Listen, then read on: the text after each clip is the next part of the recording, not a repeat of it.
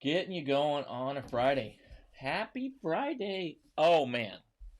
It's Friday. I can't believe it. It's bright as heck out. It's blindingly bright. Incredibly sunny outside. I don't know what's going to be. They say rain tomorrow. I don't know what I believe them or not. It's that day. It's that day of the week. We get ready for the weekend. I always want to tell you, Daryl Trippett's famous words. Chief Warrant Officer Dale Trippett. I always want to tell you, Friday, get you motivated for the weekend. Only 2 working days till Monday. That's my buddy Dale. Used to work for him. Good guy. Lots of stuff going on today.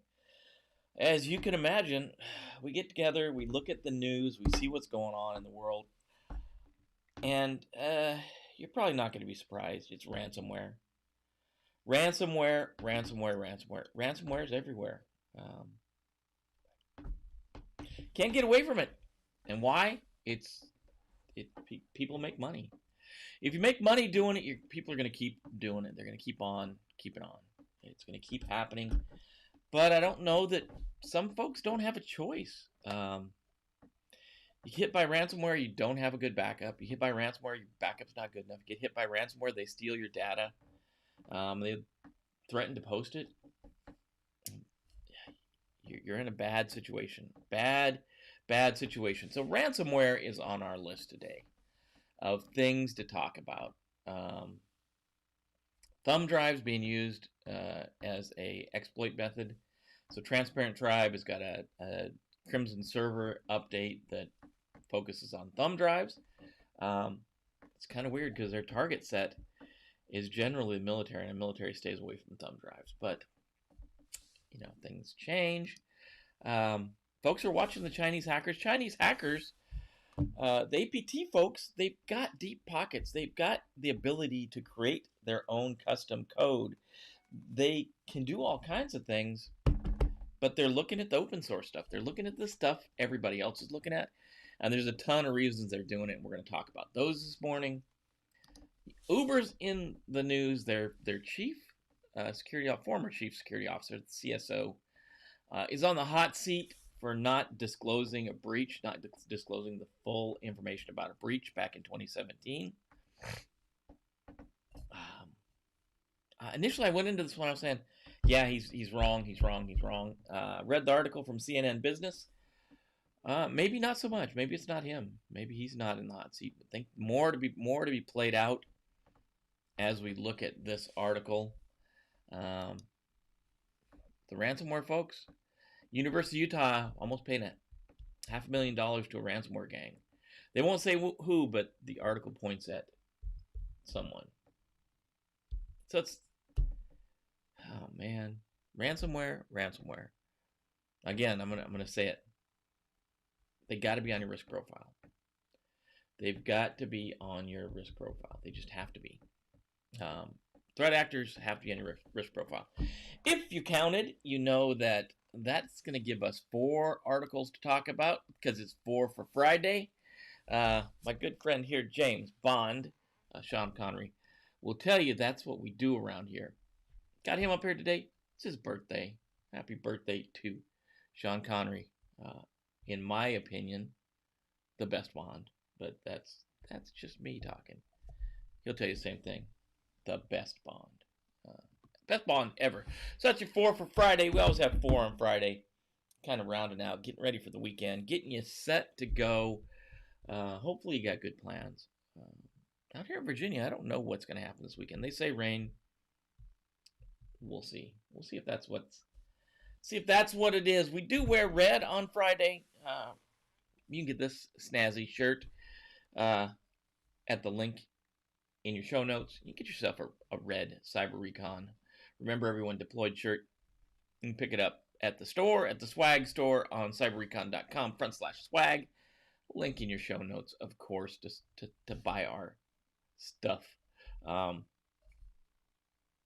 so that's the deal. Kalispell Brewing Company is holding on to my Illy coffee this morning. Always a dang tasty beverage in the morning. So let's throw that good old-fashioned intro onto the screen and get to talking about the news of the day.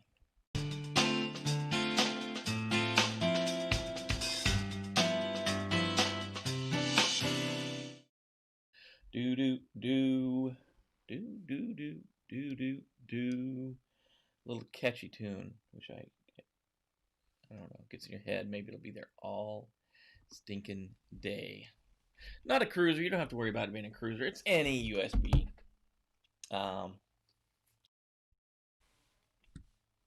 Morning, my friend Paul. Good morning to you. Good to see you on a Friday. Happy goddamn Friday. So, Transparent Tribe, the hacking group, is focused on campaigns in India and Afghanistan. Generally, that's their area of expertise. They stay around India normally. Normally, they're attacking military personnel, diplomatic people, folks in India. They're generally trying to attack India, and that's Transparent Tribe. They go by a couple other names, but normally they're targeting India, which, of course, you'd obviously initially jump and say these are probably guys from Pakistan. India, Pakistan have their issues going on, so it's probably true. They've swung their target zone. They've selected a new target, and it's Afghanistan. They're starting to look at Afghanistan. They're using it APTs, or Advanced Persistent Threats. Proofpoint's been tracking them. There's a link to the PDF that Proofpoint put together. These guys have been in operation since 2013. I think Proofpoint's the one that gave these guys their name. They're also known as Project M and Mythic Leopard. They're a prolific group involved in massive espionage campaigns. If that doesn't scare you, I don't know what will. That should, but it may not. So their attacks start off the typical way: spear phishing, fraudulent messenger sent together with malicious Microsoft Office documents containing an embedded macro that deploys the group's main payload, and that payload's called the Crimson Remote Access, and it makes me sick to say this, Trojan, or remote access tool, if you're saying things the right way. I'm just going to go on a limb. I'm going to go on a limb and I'm going to say that RAT is not a remote access Trojan. I'm going to go out there on the limb and I'm going to say it this morning. Danced around it a little bit. People call it a remote access Trojan. Is a remote access tool. It's a tool that can be used, and most of these rats. This one's an exception. This is an exception. This is built for malicious uses. But a lot of these rats, remote access tools, are exactly that. They're a tool that's used for remotely managing workstations, and we've seen this in the past. They take a tool that's built for a good use and they turn it on its head. This time it's built for malicious use, but these rats are not Trojans specifically. They're the payload of a Trojan sometimes. Alex said good morning. Matt says howdy. That's a mighty good way to start your Friday, with a howdy. So they put the rat. The rat is available. It's a Office document with an embedded macro, and the macro deploys the Crimson Remote Access tool. If victim falls for the scheme and enables the macro, which means they've got to do two things. Your victim's got to do two things. They've got to open the doc, and then they've got to enable macros. Then the tool is going to launch.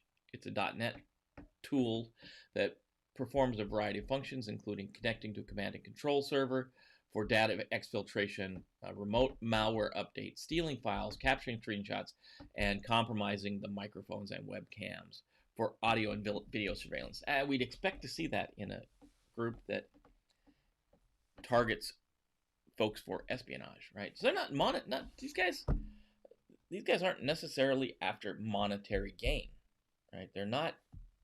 Transparent Tribe is after secrets. They're after their espionage. They're spies, man. That's why we started. One of the reasons we started with James Bond. James Bond. Tribe. Transparent Tribe.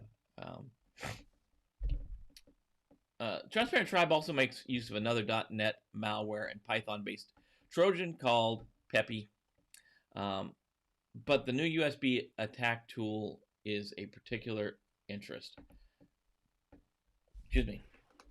The USB worm is made up of two main components: a file stealer for the removable drives and a worm feature for jumping to new vulnerable machines. Yeah, use the right term this time. So it's a worm. So it's looking for a vulnerability, and it's going to self-propagate. That's what worms do. They don't really wait for user interaction. In this case, the user has to interact a little bit by putting the USB drive in, but that's okay. That's not we're not going to count that as the interaction that you normally see from like a virus, where a user has to actually do something. So this part of it, the worm in this thing, can automatically do some things once they connect the drive. So if a USB drive is connected to an infected PC, a copy of the Trojan is quietly installed on the removable drive. The malware will list the directories on the drive, then copy the Trojan and bury it in the root directory. The directory attribute is changed to hidden, and a fake Windows directory icon is used to lure the victim into clicking on and executing the payload when they attempt to access the directory. So moving it onto the thumb drive happens all automatically. It's going to happen, and it's going to sit there. It's going to wait for the user to click it. This results in all the actual directories being hidden and replaced with a copy of the malware using the same directory name. This article is from ZDNet. They put some folks out. They were the ones talked to us earlier about Cactus Pete, Karma Panda earlier. So that's what's going on thumb drives. Do you have to worry about it? Your threat radar, do you have to worry about these guys? I mean, always worry about them, but their target set is normally India. Now it's switched a little bit to Afghanistan. Obviously, we have folks that are still doing stuff in Afghanistan. We still support stuff in Afghanistan, so it's possible that obviously anybody could be brought up on this scope in the target range of these guys, but probably a lower priority on your risk scale. Why do they want to do this? Of course, it's espionage. They're trying to get secrets. Even the fact of turning the camera and microphone on so they can listen and watch things is part of their espionage campaign. Yeah. During the last 12 months, this is from, I don't know who's saying this. Kaspersky researcher made this comment. During the last 12 months, we have observed a very broad campaign against military and diplomatic targets using big infrastructure to support operations and continuous improvements in its arsenal. We don't expect any slowdown from this group in the near future. So these guys are growing. They're up and coming.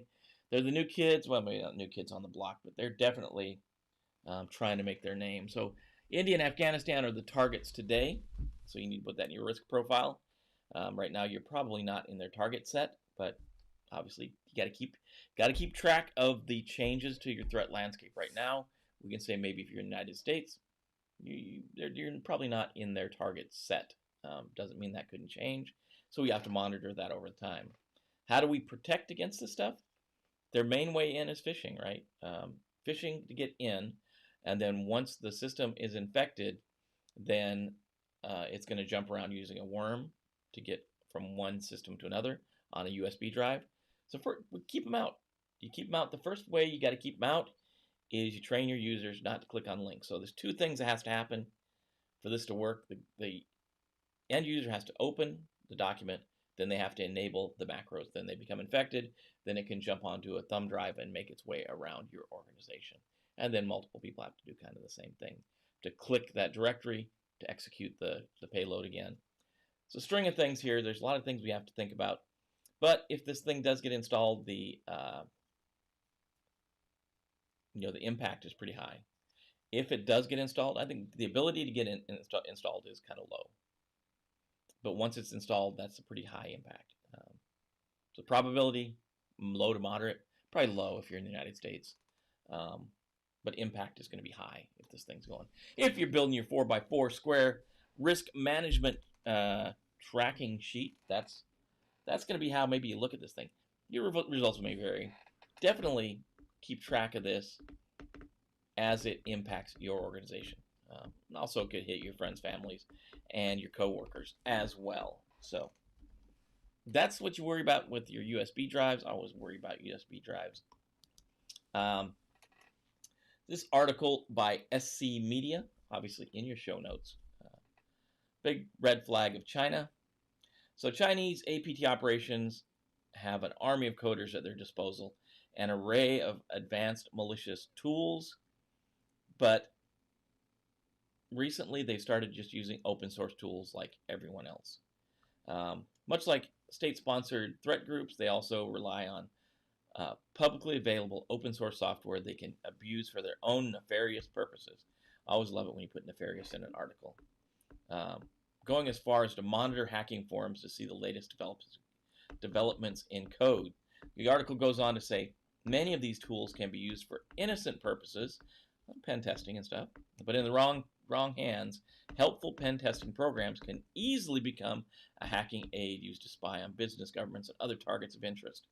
The article goes on to talk about a lot of things, and the kind of the point of the article is there were some researchers and they were keeping track of things. They were watching an exploit on a Microsoft Exchange server using an unpatched vulnerability, and they looked at some of the commands that were being run. So they're watching this thing real time. So looked at some of the commands that were being run against this Exchange server, and then they did an internet search with those commands. And lo and behold, those same commands came up in a chat group, a Chinese language forum, that was talking about the exploit. So in that channel, they were talking about how to use the tool to do the thing they were doing. So it was kind of like researchers in America do, or the West in general do. We'll try a tool and then we'll talk to each other like, hey, it's giving me this weird error. What do I do? Oh, change this variable and then do this. Essentially, that's what they were doing. They were talking in a forum about how to make this tool work, this open source tool work right. And these researchers were able to put those two things together. Here's the attack that's going on using these commands, and here's a chat group that's talking about how to use the tool using those same commands, and it happened to be in a Chinese language forum. And they show a couple different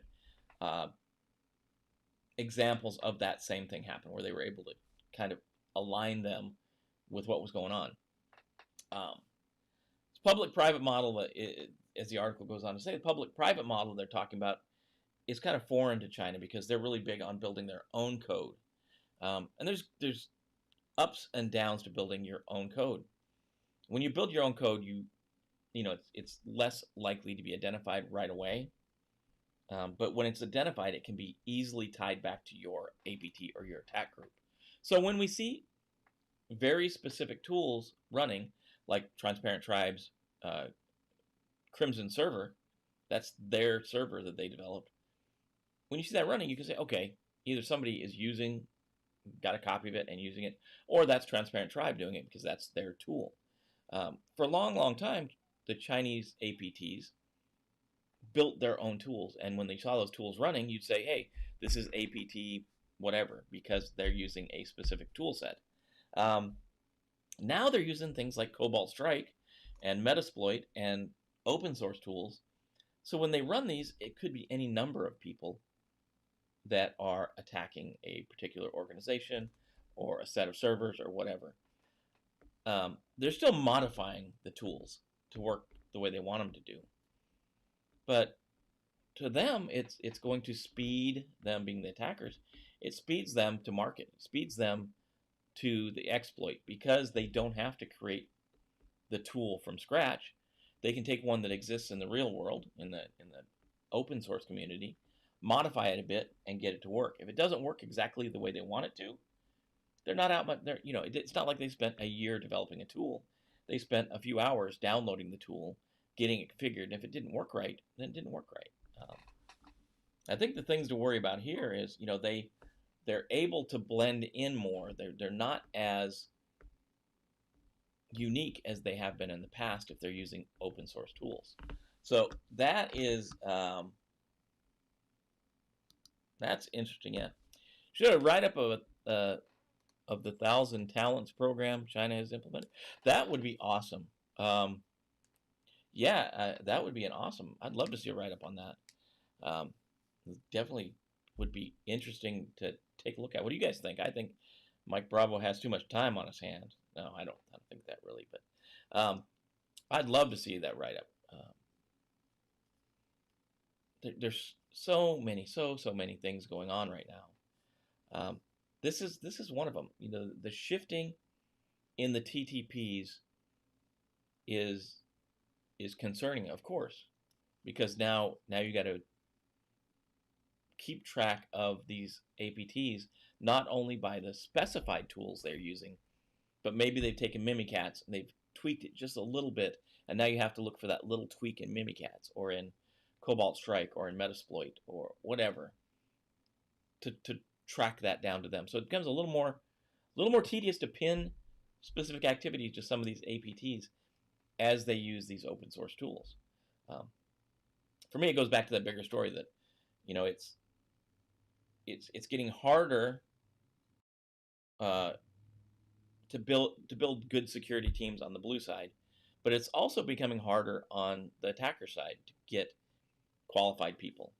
So it looks like they're facing the same thing. So by going, maybe we've always thought they had a ton of ability a ton of people to build tools. Maybe that's getting harder for them too. They don't talk about this article, but that's just something I'm thinking. IOCs have become, indicators of compromise have become so dynamic. This is another piece of that. It's crazy. Threat hunters and intel analysts have a hard time keeping up. Yeah, and this is not going to help.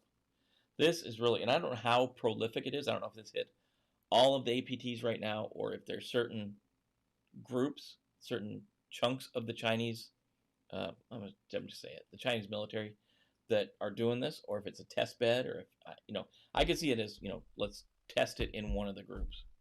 Stone Panda or Hidden Panda or something is just going to try it, see how it works, see if it can increase their time on target or whatever. And I don't know. Like Mike says, I think it's worrisome because now it becomes harder to track. IOCs become more blurry, more muddy. The intel folks have a harder time pinning specific things to specific threat actors. And we want to do that because if we can pin things to a threat actor, we will know their intent. Is it monetary? Is it espionage? Is it something else? And if we can pin that, that makes it easier to react and defend. So we have to know, we have to know our attacker, right? Sun Tzu said that way back when, and that cat's from here. If you know yourself, you know your enemy. You shouldn't worry about any battle you're in. So that's what we need to know. We need to know ourselves. That's something, and I'm not going to go too much on my soapbox here, but you got to know where you're at on the map, right? So if you don't look at yourself, your own organization, and say, realistically, here's where we're at, and you don't have to broadcast to the whole organization. Heck, you don't even have to broadcast it all to all of the security team, but you need to know. Don't fool yourself by saying, yeah, we patch all our servers in a week, or we know where all our assets are. If you don't know where all your assets are, if you don't know all your hardware and your software, don't convince yourself you do. Know where you're at on the map and build a plan to get right. That's it. Mike Bravo. Yeah. You know yourself. Thank you, Mike. And Matt sent me an email last night. I'll check. I'm awful at email anymore. My work has ruined me for email. Try to stay on top of it. Hundreds of emails a day I get now. It's crazy, and it's not personal emails. It's just work. Yeah, I'll find it after. I'll track down that email, Matt, and check it out after this morning. Yeah, there's no such thing as 100% secure. The old joke, you unplug your computer, you put it in concrete, you bury it in the ground, you put chains around it, all that stuff. It's still not going to be 100% secure. That's the whole point of risk management. We look at the operational need, and we look at the risk, the threat that's coming at us, and we balance those things out, and we say, heck, this is good. This is good enough. We're never going to get 100%. And Mike, you're exactly right. But to get there, even to get that balance, we have to know where we're at, and we need to know who's coming after us. Um, that's the first step. First step is know where you're at on the map. Just figure out where you're at. Where am I? Because if you don't know where you're at, you're definitely not going to get where you want to go. If you don't know who's trying to stop you from getting there, that's the problem, right? All right. China, you sneaky guys. New gig or ETS? Oh no, just my normal job. I actually know. I came on to the job I have now as an individual contributor. I like being an individual contributor. You know, you don't have to be responsible for anyone.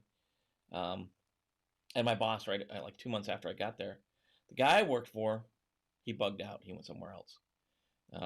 So the deputy CISO came to me and said, "Hey, do you want to take over the engineering team, cyber and security engineering, apps and systems?"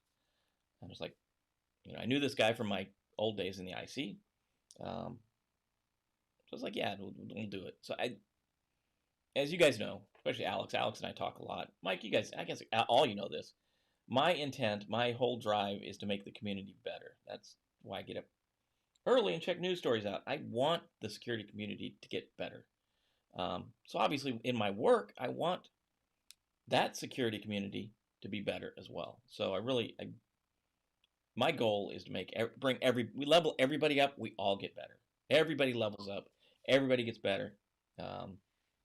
Well, thanks, Mike. There was it's life in America. There was no promotion. It's just the same job, more responsibility. That's the individual contributor. You can just take care of yourself. Now I got folks to take care of, and I don't mind taking care of folks. That's really, you know, and I have a young lady that works for me who's just fairly new in security. Go get her, making things happen. She's definitely going to go somewhere. And I was talking to her yesterday. We had our one-on-one. I know we're drifting way off target, guys. So, but I was telling her, and it rings so true today. I'm gonna take China off here. It rings so true, and I was talking to her about her career growth, and she's in her 20s, so she's got a long career ahead of her. And I said, in the Army as an NCO, they teach you you're only responsible for, you only have 2 things you have to worry about. Now, those folks have been in the military, you know these 2 things, and that's accomplishment of the mission and taking care of your people. And that's what I think of today. We have to accomplish the mission, and we have to take care of the people. And the people that are getting up to watch this in the morning are those people. Those are the people I want to take care of. The people I work with, those are the people I want to take care of. The people that watch this later are spending their free time learning security. Those are the people I want to take care of. And I want to make sure that the community as a whole continues to grow and get better. Yeah. What's that? Well, dig and loathe when my customers have a cyber team turnover. I get to see folks I've trained, RMF go to good gigs, and yet I have to start over. Yeah. Uh, it's rough. Change is good though.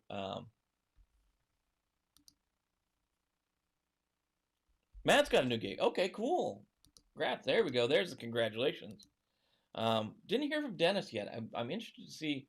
Dennis had that interview with North Carolina, so I'm wondering how he did with that yesterday. Congratulations, Matt. Awesome. Yeah, that's for Matt. I know. I was trying to take the compliment, but it was really Mike telling Matt. That's the point. I missed that one. Okay. I missed Matt saying, "Turning my GFE and badge in a couple minutes."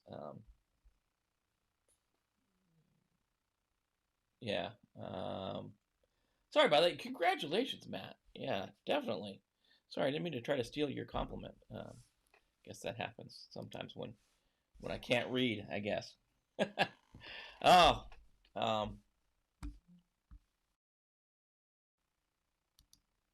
that's Matt. Yeah, congrats everyone. It's Friday. We need a congratulations. It's Friday. Oh, told you I was quitting last Thursday. I was serious. Yeah, Yeah, you were. Good deal. Yeah, career. We need to talk. We need a day where we can talk career, especially bring some folks in that a group of people that can talk that have been around and a group of people that are coming up that we can help get going the right direction. I think that'd be a good thing to do too. You know, I'm always trying to do crazy, weird things and probably don't have enough time for all of them. Mentorship's one thing that I think is important in this field. It kind of ties back to what I was saying yesterday about the whole union, not union, but the skilled labor. It doesn't have to unionize, but skilled labor, how they bring people up.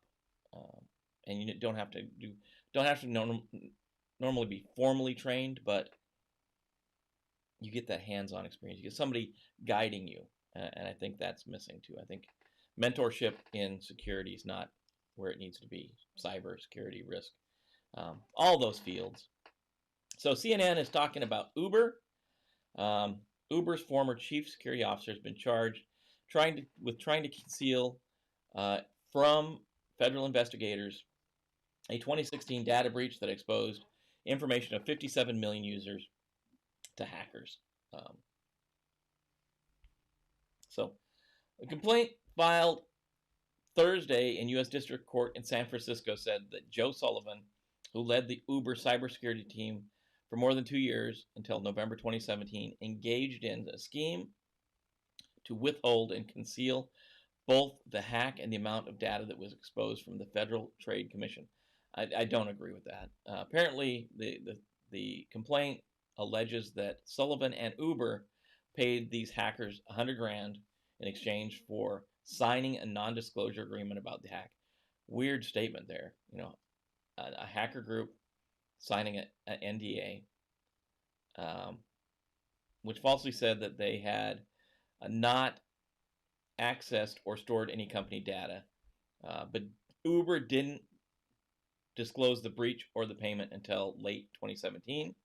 Attorney David Anderson said, Silicon Valley is not the Wild West, bub. When he was announcing the charge, we will not tolerate illegal hush money payments. Sullivan, a former U.S. attorney, great that he's attorney as well, U.S. attorney, joined Uber in 2015 from Facebook, where he served as the chief security officer for more than 5 years. After stints at eBay and PayPal, he's currently the chief security officer of the infrastructure security company Cloudflare, DDoS protection, folks. Yeah, he's just.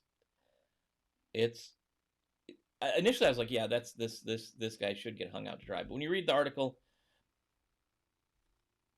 they being Sullivan and the crew at Uber took this breach to the lawyers, and the lawyers are the ones that kind of crafted what to do. So it wasn't, a lot of times as a CSO, you have to kind of dance around these things. But once you take it to your legal counsel, they're the ones that should have the rundown of what to do. So legal counsel kind of directed Sullivan into doing this. The Uber statement says, our decision in 2017 to disclose the incident was not only the right thing to do, it embodies the principles by which we are running our business today: transparency, integrity, and accountability. That's their story to get out of this. The Uber spokesman also said, the company continues to cooperate fully with the investigation from the Justice Department. The data breach prompted scrutiny from regulators in the United States and other countries, including the United Kingdom, Australia, Italy, and the Philippines. Williams added, from the outset, Mr. Sullivan and his team collaborated closely with the legal communications and other relevant teams at Uber in accordance with the company's written policies. These policies made clear that Uber's legal department and not Mr. Sullivan or his group was responsible for deciding whether and to whom the matter should be disclosed. And I've seen this at organizations. So that's why I had to change when I read the first part of this article. I was like, yeah, this guy's at fault. But once the legal team was brought in, it's out of Sullivan's hands. It's in the lawyer's hands now. So Uber might be found at fault, but I hope they don't pin this to the CSO. Even though initially when I started reading this thing, I was like, yeah, this guy's this guy's at fault. He's the CSO. But he did. It's a breach is going on. First thing you do is you go to legal. You go to inside counsel and you say, here's what's going on. Here's the breach. Well, actually, first thing you stop the breach. But legal counsel is the one that made the decision, not the CSO.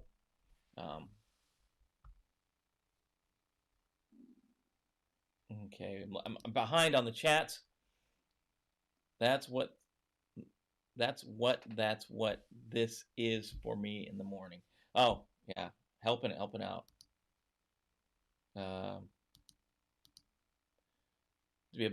Would be essentially could be a bug bounty. Other than that, they took a bunch of data. Bug bounty usually talk about the bug, but you don't actually exploit it. Why would you do that? Well, I think that was you probably posted that before I said why. He went to legal counsel, and legal counsel told him, yeah, don't trust legal. If I had legal come to me and literally ask me to change my assessment results, so they pass SOC 2. Yeah, that's not good right there. That's bad. That's a bad. But in this case,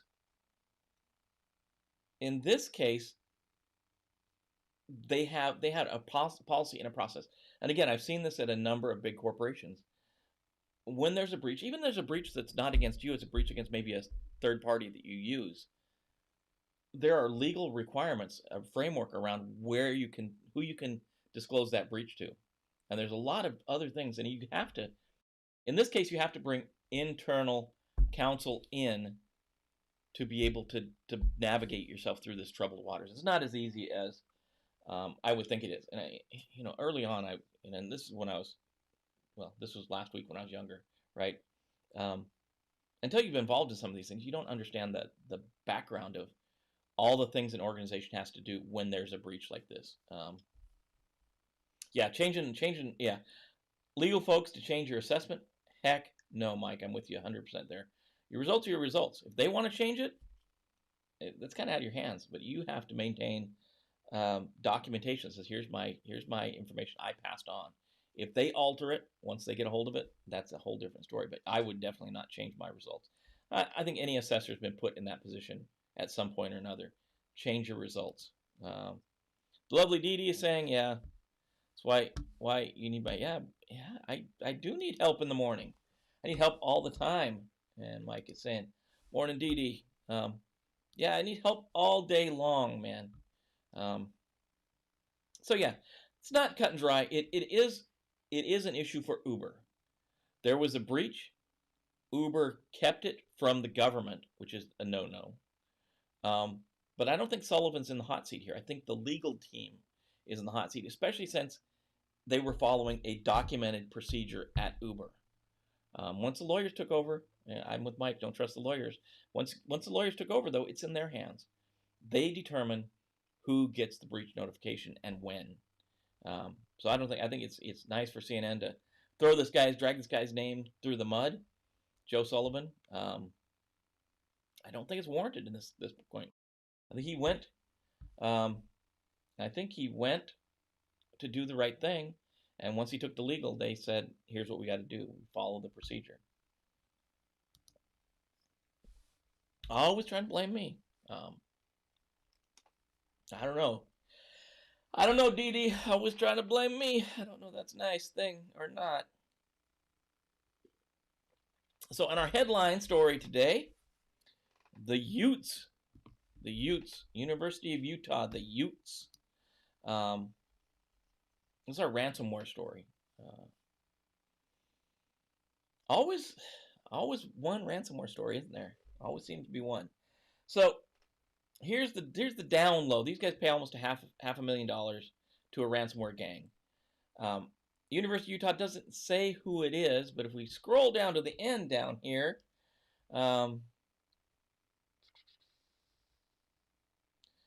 Brett Callow, a threat analyst from the cybersecurity firm Emisoft, says there's not concrete evidence, but it really looks like the NetWalker ransomware gang. And we've talked about NetWalker before. This year, NetWalker has made $25 million from ransomware payments. $25 million from ransomware. So you say, why these guys do it? That's why these guys do it. they've been behind a bunch of different university attacks. Michigan State, University of California at San Francisco, Columbia College of Chicago, City University of Seattle. The only one that really just in the article, I'm sure the amounts that have been disclosed, but the University of California, San Francisco paid $1.14 million in their ransomware attack. So this one is another example of, they did the right things, generally, right? So it doesn't say how the ransomware attack went down. Probably phishing or RDP connection. I'm going to guess phishing. But they had some type of IDS, IPS. They had a SIEM tool. They had something going on. They stopped the attack. The attack actually only encrypted 0.02% of the data stored on server. So they were able to stop the encryption of the drives. They also had full backups, so they're able to restore everything from full backups. But the problem here, and we know about NetWalker, NetWalker is one of those groups that takes your data first. So they took the data and then they started encrypting. So by the time that the folks at the University of Utah saw them starting to encrypt the data, that's when they noticed the breach. They stopped the attack, but at that point, what we're assuming is NetWalker had already pulled data off of the servers. And that's what they're using as leverage. Like, yeah, we didn't encrypt your drives, that's fine. But now we're going to release all this data. So the university says, after careful consideration, the university decided to work with its cybersecurity insurance provider and pay a fee to the ransomware attacker. This was done as a proactive and preventive step to ensure information was not released on the internet. The university's cyber insurance paid part of the ransom, and the university covered the remainder. No tuition, grant, donation, state, or taxpayer funds were used to pay the ransom. So if it didn't come from tuition, grants, donations, state, or taxpayer funds, where did the money come from? That's in question. Part of it from the insurance company, but if it's not coming from tuition, grants, donation, or state or taxpayer funds, where else does a university get money from? I guess. Strange. The university also provided details of the attack today. Took place on 19 July 2020. What part of the network was impacted? The network of the university's College of Social and Behavioral Sciences. Did not reveal which gang was behind the attack, and that's when the folks at Emisoft jump in and say they think it was NetWalker.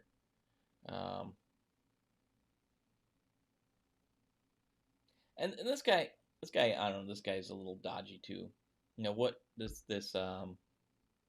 Brett Callow, no, he's dodgy, but he says all what organizations are paying for in this scenario is a pinky promise from a bad faith actor that the stolen data will be destroyed. Whether the groups do ever destroy the data is something only they know, but I suspect they do not. Why would they? They have the ability to monetize the information at a later date, or use it for spear phishing or identity theft, which is true, but I don't know what choice the university had in this case. I don't know. Callow says paying ransom to prevent data being published seems to make little sense. Well, it didn't get published, and that's what these, especially these organized ransomware groups, have to do. They have to, if they take the money and still release the data, that's going to set a trend that no one's going to pay that money in the future, because they know that if they pay the money, it'll still get released.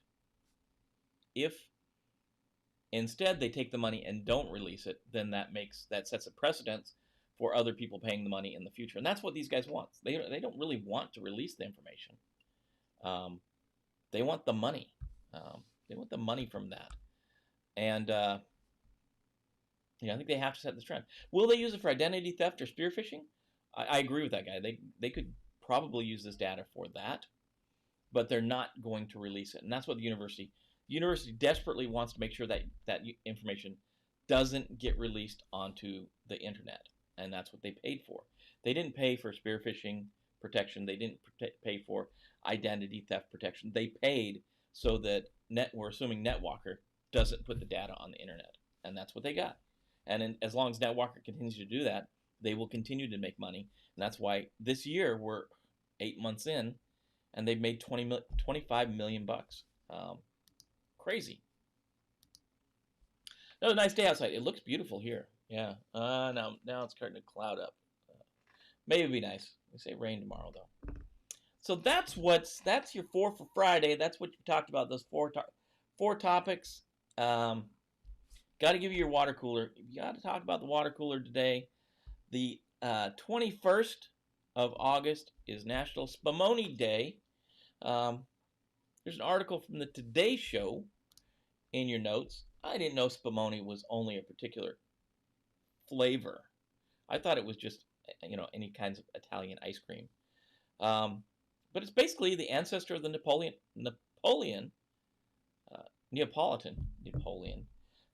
ice cream. Layers of pistachio, cherry, and chocolate creams mixed with nuts and bits of candies, fruits. That's a Spumoni. I just thought it was kind of like Italian ice. But no, it's those 3 flavors. I don't know.